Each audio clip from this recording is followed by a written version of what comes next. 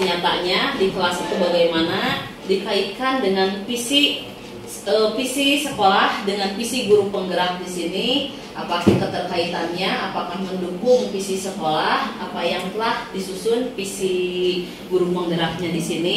Nah, untuk itu nanti saya akan mencoba memaparkannya, tapi sebelumnya untuk itu saya serahkan kepada Ibu pengajar praktik untuk menyampaikan pendapat menyampaikan tujuan. Bismillahirrahmanirrahim. Bapak Kepala SMA Negeri 1 Cipinang yang saya hormati, serta Bu Rosmalia Eva selaku CGP Angkatan 8 Kabupaten Bandung Barat yang saya hormati, dan guru-guru SMA Negeri 1 Cipinang yang hebat-hebat yang saya hormati. Alhamdulillahirabbil alamin. Allah telah mentakdirkan saya untuk berkunjung yang kedua kalinya di sini untuk melakukan pendampingan ini kedua. Adapun tujuan dari perencanaan di sini berkonsultasi dengan kepala sekolah, kemudian mendiskusikan strategi yang ditempuh dalam melaksanakan pembelajaran yang kreatif dengan teknologi dengan rekan sejawat. Kemudian perencanaan di sini masih mencari tahu karakter murid berdasarkan tes kemampuan awal, kemudian mencari referensi dan praktik baik tentang cara meningkatkan kreativitas dan inovasi dengan memanfaatkan teknologi. Jadi kita mencari referensi. Nah, ini hasil tes kemampuan awal siswa, dicari dulu. Kemudian di perencanaan juga mencari referensi guru bidang ahli, melakukan kolaborasi dengan guru yang pernah berhasil meningkatkan rasa disiplin pada murid, menerapkan pembelajaran yang meningkatkan kreativitas dan inovasi. Ini masih. Kemudian di pelaksanaan kreativitas dan inovasi dengan memanfaatkan teknologi. Kemudian di A-nya tadi B ya, diambil pelajaran di sini, diambil pelajarannya, ditindakannya. Jadi siapa yang pernah berhasil meningkatkan kreativitas dan inovasi dengan memanfaatkan teknologi ini? Jadi ini mencari referensi guru bidang ahli atau rekan sejawat di sini, melakukan kolaborasi dengan guru yang pernah berhasil meningkatkan rasa disiplin pada. Kemudian visi guru penggerak tadi kita lihat lagi, mohon maaf eksis. Mewujudkan murid yang kreatif dan inovatif dalam pembelajaran yang berpihak pada murid. Ini visinya. Kemudian prakarsa perubahannya meningkatkan kreativitas dan inovasi belajar murid dengan memanfaatkan Tuhan yang Maha Esa berakhlak mulia adalah pelajar yang berakhlak. Dalam hubungannya dengan Tuhan yang Maha Esa, ia memahami ajaran agama dan kepercayaan serta menerapkan pemahaman tersebut dalam kehidupan sehari-hari. Nah, ini yang harus dituju kepada murid kita. Kemudian cerdas intelektual, cerdas emosional, cerdas spiritual, dan cerdas kinestetik untuk mewujudkan pelajar yang unggul dalam bidang akademik dan non-akademik serta memiliki wawasan global yang mumpuni. Nah, di kreatif sini yang tadi pembelajaran kreatif, pelajar yang kreatif mampu memodifikasi dan menghasilkan sesuatu yang orisinal, bermakna, bermanfaat, dan berdampak dengan menghasilkan gagasan yang orisinil, menghasilkan karya dan tindakan yang orisinil, serta memiliki kelulusan berpikir dalam mencari alternatif solusi masalah. Pelajar Indonesia dalam mandiri merupakan pelajar yang bertanggung jawab atas proses dan hasil belajarnya dengan pemahaman diri dan situasi yang dihadapi dan regulasi dirinya. Berwawasan kewirausahaan, artinya di sini menghasilkan lulusan yang memiliki kompetensi wirausaha yang unggul, inovatif, dan memiliki integritas serta cinta tanah air. Nah, di berwawasan lingkungan ini yang terbaru, ini yang harus didiskusikan, membiasakan warga sekolah untuk menjaga kebersihan dan kelestarian lingkungan. Artinya kita masih lihat dari hasil refleksi, anak-anak ini masih belum sadar terhadap kebersihan lingkungan, masih membuang sampah sembarangan, tidak bisa memilah sampah walaupun tong sampahnya sudah disediakan, ada 3 gitu ya. Ini PR kita ke depan, mewujudkan sumber daya manusia yang peduli dalam pencegahan pencemaran, pencegahan kerusakan lingkungan, dan melestarikan lingkungan hidup. Nah, ini nanti akan didukung oleh sekolah Adi Wiyata. Nah, Bapak Ibu, dari misi sekolah ini, nah ternyata kita sudah melakukan kegiatan-kegiatan ini. Dari visi poin 1 menciptakan iklim sekolah yang religius. Kita telah melaksanakannya, yaitu adanya kebiasaan tertib beribadah seperti sholat sunat duha dan sholat wajib. Dari sisi profil pelajar Pancasila, kemudian dari sisi kita sendiri gitu. Nah, di sini yakin nggak, paham nggak gitu ya, dengan visi kita ini paham tidak? Pasti visi ini kan fondasi ya, fondasi kita di sekolah ini, lulusan kita itu bagaimana ya, yaitu sesuai visi yang ada di sekolah kita. Nah, Bapak Ibu di sini, warga di sekolah ini paham nggak bahwa visi ini tuh dapat diwujudkan nggak? Visi misi.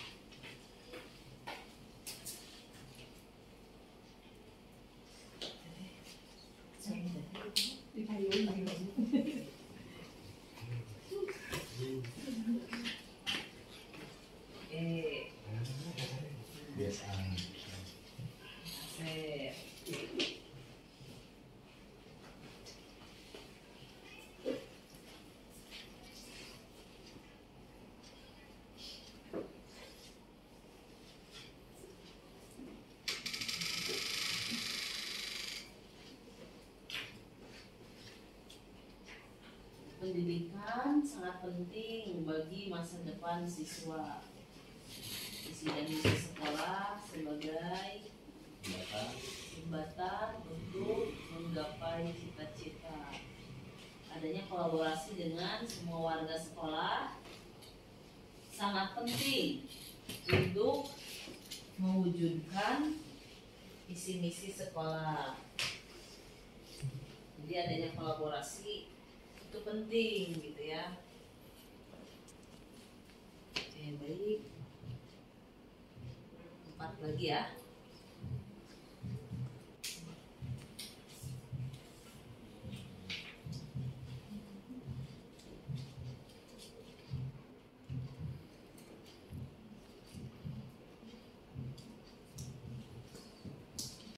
Ganti-ganti warnanya. Kasih nama ya, misalkan Astri titik 2 gitu.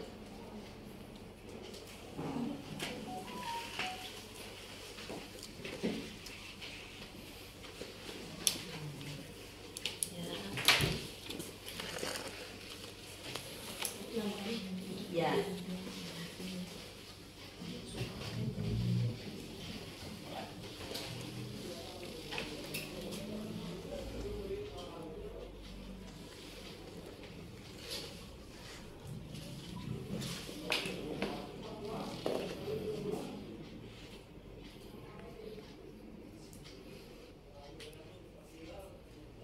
Kita percaya bahwa murid adalah titipan Allah.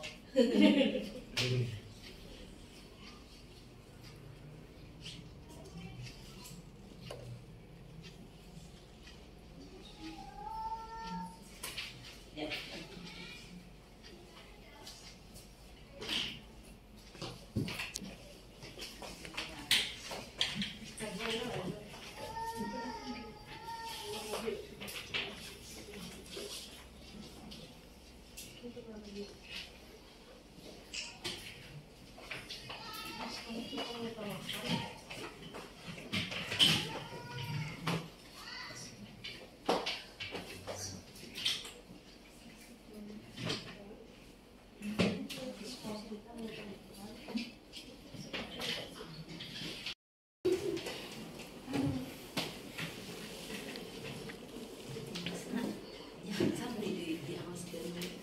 penerapan Bu Puji ini dilihat lebih ke religiusnya gitu ya.